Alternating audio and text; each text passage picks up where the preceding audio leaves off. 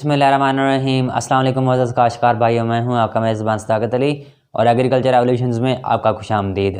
मोहतरम काश्तकार भाइयों, आज की इस वीडियो में हम बात करेंगे कि हमारी गंदम की फसल किस वजूहात की वजह से वो पीली हो रही है।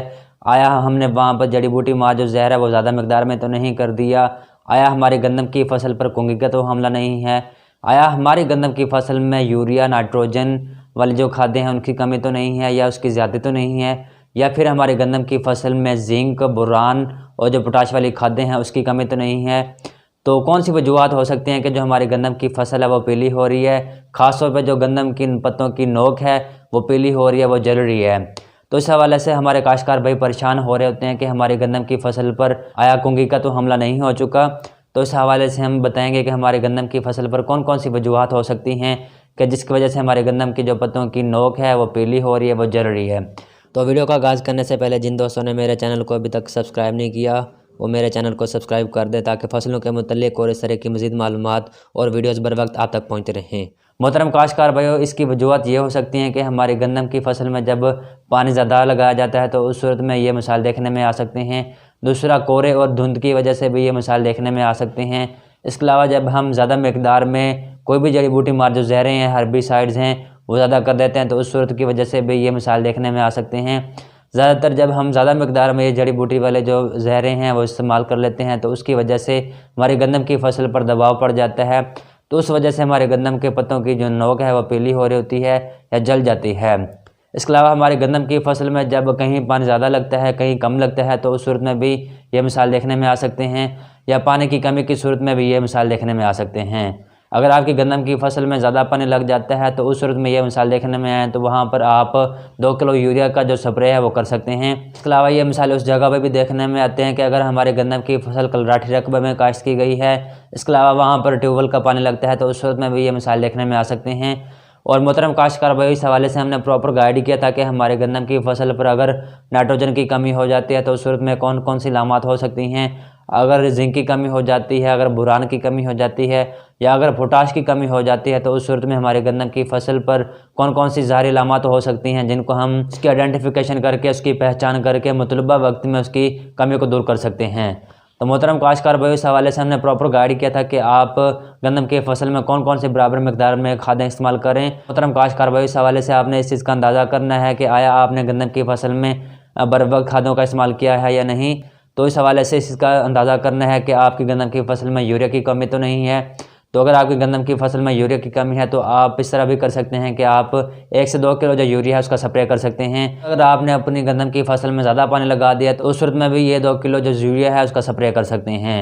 तो ज़्यादातर ये मिसाल वहाँ पर देखने में आते हैं कि हमारे गंदम की फसल में जब जड़ी बूटी मार जहर की मकदार ज़्यादा इस्तेमाल की जाती है तो उसके दबाव की वजह से ये मिसाल देखने में आते हैं। तो मोहतरम काश्तकार भाई, इस हवाले से आपने बिल्कुल परेशान नहीं होना कि अगर आपने ज़्यादा मकदार में जड़ी बूटी मार जहर स्प्रे कर दिया है तो ये ज़्यादातर ये तकरीबन 8 से 10 दिन ये जो असरात हैं ज़्यादातर रहेंगे। तो उसके बाद ये ऐसा ऐसा जब ये दिन और रात का दर्जा हरारत में कमी आएगी तो उस सूरत में ये मिसाल ख़त्म हो जाएंगे। लेकिन अगर आप इसके लिए कोई ना कोई तरीकाकार करना चाहते हैं तो इसमें आप 2 किलो यूरिया जो है अपनी फसल पर स्प्रे कर सकते हैं, या उस सूरत में आप अगर आपने आबपाशी कम की है उस सूरत में आप आधी बोरी यूरिया अपनी गंदम की फसल में इस्तेमाल कर सकते हैं। लेकिन आपने कोशिश करनी है कि आपने नाइट्रोजनी खादों का बर वक्त इस्तेमाल कर लेना है ताकि लेट सूरत में आप गंदम की फसल को ये नुकसान ना करें। तो मोहतरम काश्तकार भैया, ये चंद मालूमात थी कि आपकी गंदम की फसल में कौन कौन सी जो वजूहत हो सकती हैं कि जिसकी वजह से आपकी गंदम की फसल में जो पत्तों की नोक है वो जल रही हैं, पीली हो रही हैं, ताकि आप बर वक्त उनके लिए इक़दाम कर सकें, गंदम की फसल से अच्छी पैदावार भी हासिल कर सकें। लेकिन अगर आपकी गंदम की फसल में कुंगी का हमला हो चुका है तो उस सूरत में आप इसकी पहचान इस तरह कर सकते हैं कि आप गंदम का पत्ता पकड़कर ऊपर की तरफ करेंगे तो आपके हाथों पर या आपकी उंगलियों पर पीले या जर्द निशान पड़ जाएंगे। तो इस तरह आप अपनी गंदम की फसल में कुंगी की निशानदेही कर सकते हैं।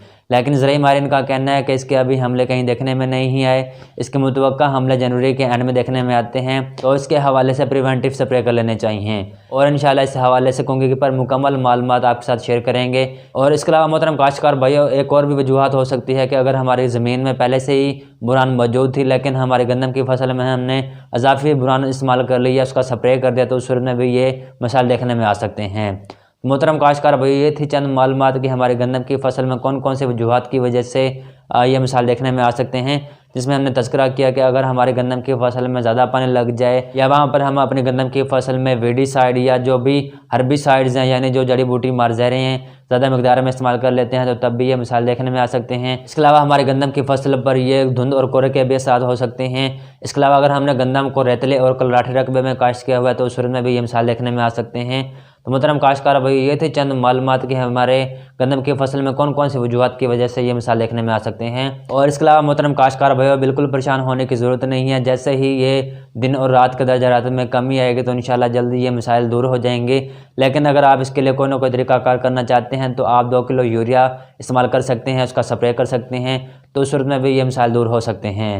और इंशाल्लाह हम कुंगी के हवाले से चंद मालूमात आपके साथ शेयर करेंगे कि इसके हमले की वजह से हमारे गंदम की फसल पर क्या नुकसान हो सकते हैं, किस तरह हमारे गंदम की पैदावार को मुतासर कर सकती है और किस तरह हम कुंगी जैसे मिसाल को दूर कर सकते हैं और किस तरह इसको कंट्रोल किया जा सकता है। तो इस हवाले से चंद मालूमात तफसील के साथ आपके साथ शेयर करेंगे। तो उम्मीद है कि मोहतरम काश्तकार भाई आज की ये वीडियो आपको पसंद आई होगी।